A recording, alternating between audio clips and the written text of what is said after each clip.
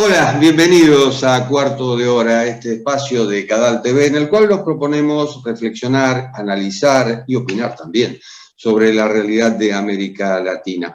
América Latina y el Caribe, que se han convertido en la región más hostil del planeta. Por supuesto, ha contribuido la pandemia del COVID-19 con restricciones a las libertades, con legislaciones, con gobiernos que se han convertido en gobiernos autoritarios, inclusive cerrando fronteras, no solo fronteras externas, sino también limitando el tránsito de las personas. Y quienes la han pasado mal en este tiempo y la siguen pasando mal son los defensores de los derechos humanos y las asociaciones civiles, aquellas que los respaldan.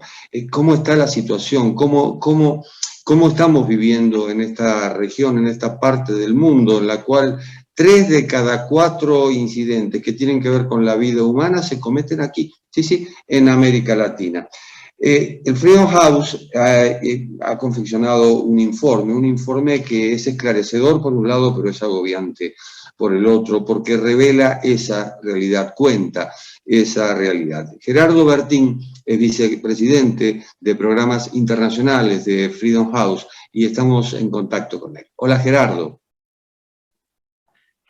Buenas tardes, Jorge, ¿cómo estás? Un gusto estar contigo en este programa y muchas gracias por darle luz a este informe que acaba de lanzar Freedom House. Al contrario, muchas gracias por recibirnos de algún modo en Washington. Gerardo, ¿por qué se produce este retroceso en materia de derechos humanos? Es una buena pregunta, Jorge, y creo que coincide con lo que tú decías al inicio, que en los últimos 15 años, Freedom House, como tú sabes, monitorea el alcance de los derechos políticos y libertades civiles. Ha encontrado un deterioro global de la democracia y al mismo tiempo un incremento en las tendencias autoritarias. Parte básicamente de la respuesta tiene que ver con ello. Lo otro es que definitivamente muchas democracias, incluyendo las latinoamericanas, no han invertido realmente en garantizar las condiciones para que los ciudadanos y ciudadanas ejerzan sus derechos políticos y libertades civiles. Y pues nos encontramos en un momento, como tú decías, bastante agobiante, porque habíamos pensado que el ciclo de las dictaduras militares de los 80 nos habían dejado lecciones, pero hemos regresado de una forma mucho más compleja, en el sentido de que los gobiernos autoritarios, si bien no son militares, se comportan como tal y han aprendido de las democracias y están utilizando muchas de las herramientas para continuar cerrando el espacio no solamente de los activistas de derechos humanos, pero de esas asociaciones que velan y monitorean los derechos humanos en los distintos países. En el informe se nota que ha habido un retroceso en El Salvador, pero seguimos lidiando con lo que ocurre en Nicaragua y lo que ocurre en Venezuela. Así es. El estudio de Freedom House se ha enfocado en 2 estudios de caso, allá del informe regional, que es una mirada macro a lo que está ocurriendo en la región, desde México a la Argentina, pero paralelo a ello ha hecho 2 estudios de caso de los 2 casos más singulares en la región, no solamente por el tema de la migración y los refugiados, que son Venezuela y Nicaragua, sino porque se ha creado un nuevo grupo, que son los defensores de derechos humanos en exilio. Y son aquellas personas, activistas o miembros de organizaciones civiles que han sido forzados a salir de su país, en el caso de los venezolanos a Colombia y en el caso de los nicaragüenses a Costa Rica. Y pues este estudio se enfoca en estos 2 casos. Definitivamente hay otros casos que quizás vamos a seguir monitoreando en el futuro. Ahí estaría El Salvador, definitivamente, Guatemala, Honduras. Ciertamente el caso de México es un caso muy interesante, no solo por su propia condición, donde los periodistas para utilizar uno de las categorías de defensores y defensoras de derechos humanos, es el país más peligroso para periodistas, pero es un país de tránsito de muchos de estos defensores cuando están saliendo de sus países, en particular Estados Unidos. Entonces, México es un caso interesante. Brasil es otro caso interesante, no solo porque es un país enorme, pero también porque tiene fronteras con distintos países sudamericanos. Y ciertamente queremos resaltar distintos grupos de defensores, en particular en el caso de Brasil, aquellas personas que se identifican como LGTBI, por ejemplo, o las personas que no son necesariamente, que se identifican como afro-brasileros. En fin, estos son otros casos, pero sí, Freedom House se ha enfocado esencialmente en los dos casos ilustrativos de lo que está pasando con los defensores y defensoras de derechos humanos en exilio, una vez que salen de sus países. Es interesante el caso de Brasil porque, hay exiliados políticos, pero no hay exiliados por desastres naturales. Y en Brasil los ha habido, después del incendio de la Amazonía, sin ir más lejos. Así es. Y definitivamente, desde el punto de vista del concepto de defensores de derechos humanos, el informe utiliza el concepto de Naciones Unidas, que es un concepto amplio, pero al mismo tiempo específico, donde están obviamente periodistas, activistas, artistas, grupos étnicos, obviamente grupos vulnerables. Y Brasil es un caso interesante porque aparte del colectivo de LGTBI están también los indígenas brasileros, que de una u otra forma son defensores, no solamente de sus tierras, pero también de ciertas tradiciones culturales. Y el informe regional en particular se enfoca en estos grupos y genera una especie de un análisis inicial, y por eso Brasil se convierte también en un país interesante. También mencionaría Brasil y otros casos con el tema específico de ser mujer y ser defensora de derechos humanos. ¿Y qué implica?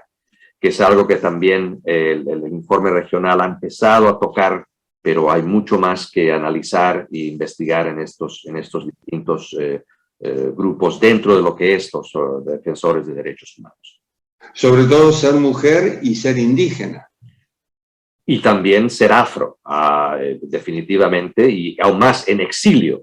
Esas son las distintas dimensiones que el informe trata de analizar, y por eso te pareció cuando leíste el informe agobiante, porque tiene distintas capas de cómo analizar un tema que hubiéramos querido que esté, en otro nivel, pero lastimosamente las condiciones en muchos países han forzado a estos activistas y defensores de derechos humanos a establecer otras raíces afuera de su país, y tratamos de analizar qué pasa cuando estos defensores cruzan la frontera y qué es lo que enfrentan también, ¿no?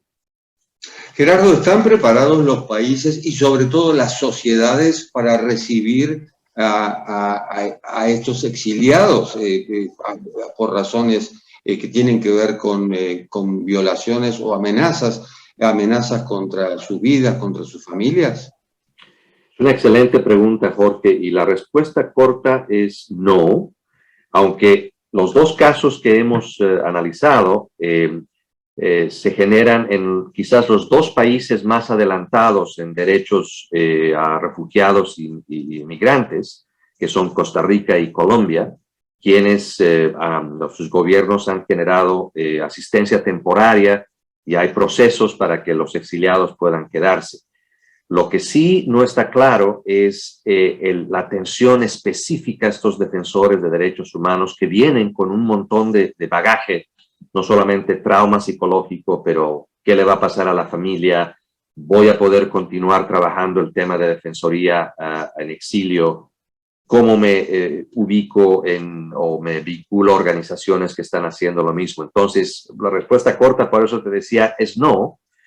Y a pesar de que estamos hablando de dos casos de países recibidores, que son Colombia y Costa Rica, donde ha habido más avances básicamente en en temas migratorios y refugiados. La sociedad tampoco está muy lista porque en los dos casos conversamos con personas que se han exiliado y mencionan temas de xenofobia, discriminación, no solamente por cómo hablan distinto, sino cómo lucen, obviamente.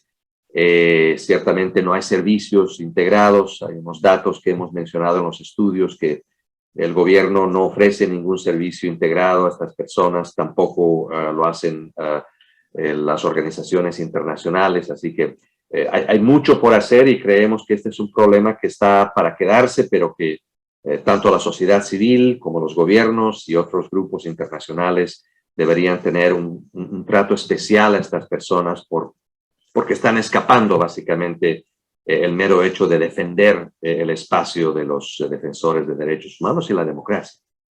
Pero sigue existiendo el prejuicio, viene a robarse o a quedarse con mi trabajo, viene a cometer delitos. Así es.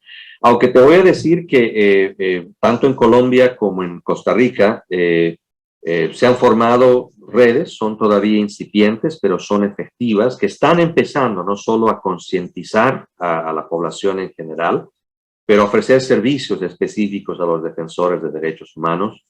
Si lee tu audiencia el informe, verás que hemos resaltado el rol de las universidades, tanto en Colombia como en Costa Rica, que tienen un rol importantísimo en ofrecer asesoramiento psicológico, pero también en el caso de Colombia se están ofreciendo programas de capacitación, todo con este objetivo de generar mayor tolerancia a este nuevo fenómeno que es no solamente la migración y los refugiados, sino también aquellos que escapan obviamente por sus creencias que están en contra de los gobiernos autoritarios que se han asentado en sus países. En el informe se hace hincapié en dos ítems. Uno es la revisión médica, la otra es la revisión psicosocial, como se la llama allí.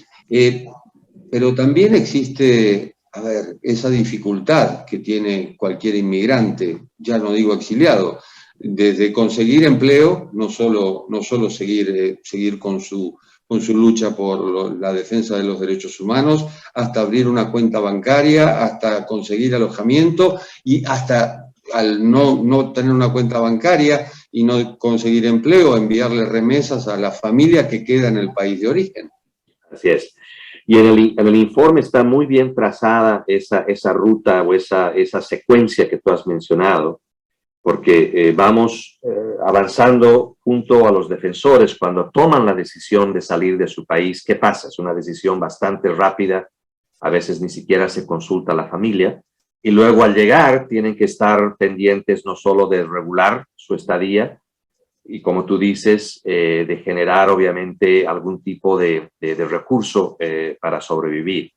Hemos analizado un par de casos en Costa Rica en particular que hay una especie de servicio de protección que está siendo financiado por los europeos. Sin embargo, tiene un límite de 40 familias o 40 personas y tienen una línea de espera, ¿no? Lo bueno de esto es que ha generado también redes de colaboración alrededor. Los mismos defensores de derechos humanos han formado organizaciones en defensa de los exiliados. Entonces está empezando a generar obviamente una red, pero no basta, Jorge. Realmente es un problema que nadie lo esperaba y aún más básicamente que ni la sociedad ni el gobierno tienen todavía la suficiente capacidad para responder efectivamente a todas estas necesidades que tú has mencionado, que por eso hablamos de un servicio integral que incluye no solamente el servicio psicosocial, sino también algún tipo de servicio de capacitación, de reinsertación en la sociedad nueva. Y por qué no, muchos de ellos han seguido trabajando la temática desde el exilio en defensa de los derechos humanos. Y eso es lo que queremos, que realmente no pierdan, porque muchos de estos son activistas con mucha experiencia y mucha pasión sobre el tema de libertades y defensa de los derechos políticos y sociales. ¿Hay camino de retorno cuando se ve que la situación en los países, Venezuela y Nicaragua, sin ir más lejos, es cada vez peor? Sí, en efecto, hicimos un par de preguntas relacionadas a ello. Creo que en el caso nicaragüense sigue habiendo esa esperanza de regresar algún día. En el caso de los venezolanos, como que utilizan a Colombia más como una plataforma de salir a otras partes, pero obviamente este es un análisis muy generalizado. Pero también en los casos donde hay retorno, y tenemos un pequeño capítulo en el informe regional que habla de qué pasa cuando un exiliado de derechos humanos decide regresar a su país. Y definitivamente no es un proceso fácil porque tampoco existe servicios en su país para garantizar o acompañar la reinserción a su país. Entonces es en ambas vías y creo que hemos hecho una serie de recomendaciones en el informe, no solamente hacia el gobierno, hacia los donantes, organizaciones internacionales y otras, para que vayan fortaleciendo estos sistemas tanto en el país receptor como en el país de origen, que en muchos casos hay algunos defensores y defensoras que deciden regresar a sus países porque la familia no está con ellos, porque de una u otra forma no se sienten cómodos en un lugar extraño, así que, pero definitivamente son también vulnerables al regreso. Gerardo, ¿se puede establecer un paralelo con Cuba, con los cubanos exiliados que finalmente se quedaron en los lugares de exilio, especialmente en Florida, en Miami? Definitivamente, esta es, digamos, la segunda parte de lo que fue el exilio cubano y lo que sigue siendo el exilio cubano. Recientemente, como tú bien conoces, ahora en Cuba los artistas y la expresión artística está siendo reducida básicamente y uno lee y escucha de las prisiones que están teniendo chicos de 15, 16, 17 años, porque ese es lo único que queda básicamente en Cuba para combatir obviamente a una de las dictaduras más viejas que existen en el continente. Y estamos viendo un poco lo mismo que está pasando en lugares como Nicaragua. La dictadura de Ortega y Murillo acaban de confiscar todas las universidades nacionales.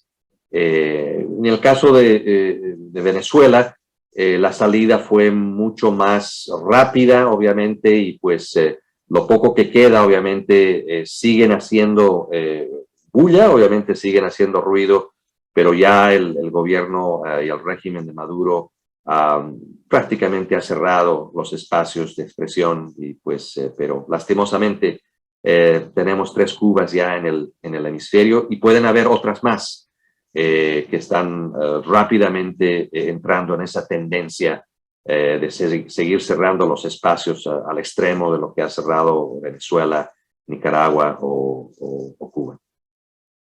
Hay grupos de extrema derecha en América Latina que se oponen terminantemente a la inmigración, sea legal o ilegal.